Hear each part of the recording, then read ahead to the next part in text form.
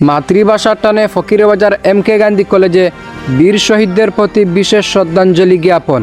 বাঙালির আবেগ ও বরাক উপত্যকার বীর শহীদদের স্মরণে আজ এক বিশেষ স্মরণ সভা ও শ্রদ্ধাঞ্জলি অনুষ্ঠানের আয়োজন করে ফকিরবাজার এমকে গান্ধী কলেজ। বাংলা ভাষার মর্যাদা রক্ষায় আসামের বুকে যে বীর সন্তানেরা নিজেদের হাজার রক্ত ঢেলে দিয়েছিলেন, সেই শহীদদের স্মৃতির উদ্দেশ্যে গভীর শ্রদ্ধা নিবেদন করতে আজ 19 মে ফকিরবাজার এমকে গান্ধী কলেজে প্রাঙ্গণে এই অনুষ্ঠানের সূচনা হয়। দিবসের মূল কর্মসূচির অঙ্গ হিসাবে ফকিরবাজার এমকে গান্ধী কলেজের ছাত্রছাত্রীদের যৌথ উদ্যোগে একটি চমৎকার সাংস্কৃতিক অনুষ্ঠান পরিবেশিত হয়। মাতৃভাষার প্রতি ভালোবাসা ফুটিয়ে তুলতে শিক্ষার্থীরা শহীদদের স্মরণে ভক্তিপূর্ণ দেশাত্মবোধক গান এবং অত্যন্ত নিখুঁত মর্মস্পর্শী নৃত্য পরিবেশন করেন। উপস্থিত শিক্ষক ও শিক্ষার্থীদের আবেগাপ্লুত করে তোলা এই সুন্দর গান ও নৃত্যের নান্দনিক পরিবেশনার মধ্য দিয়ে মূলত এই দিনের মূল অনুষ্ঠানের সমাপ্তি ঘটে। সাংস্কৃতিক পর্বের পর ফকিরবাজার এমকে গান্ধী কলেজের শিক্ষার্থীদের উদ্দেশ্যে এক দিক নির্দেশনামূলক এবং তথ্য সমৃদ্ধ বক্তব্য রাখেন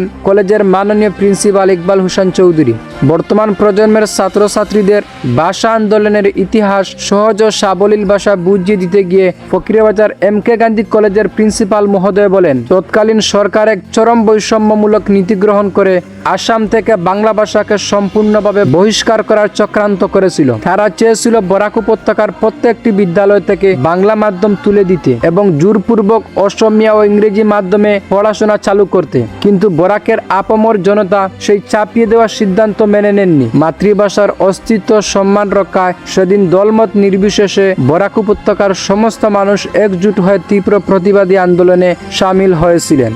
আর সেই অধিকার আদায়ের ঐতিহাসিক মিছিলে শাসকের বুলেটের সামনে বুক পেতে দিয়ে বরাকের 11 জন বীর সেনানী শহীদ হন। মূলত তাদের এই মহান আত্মত্যাগকে স্মরণ করতেই আজ আমাদের এই আয়োজন। ফকিরবাজার এমকে গান্ধী কলেজের প্রিন্সিপাল ইকবাল হোসেন চৌধুরী বক্তব্যের শেষে শিক্ষার্থীদের এই বীর শহীদদের আদর্শকে নিজেদের জীবনে ধারণ করার এবং মাতৃভাষাকে ভালোবাসার আহ্বান জানান। শহীদ ব্যতীতে পুষ্পার্ঘ অর্পণ, তথ্য সমৃদ্ধ স্মৃতিচারণমূলক আলোচনা এবং ফকিরবাজার এমকে গান্ধী কলেজের ছাত্রছাত্রীদের চমৎকার সাংস্কৃতিক পরিবেশনের মধ্যে দিয়ে অত্যন্ত সফল ও সার্থকভাবে সম্পন্ন হয় এদিনের বিশেষ শ্রদ্ধাঞ্জলি সভা।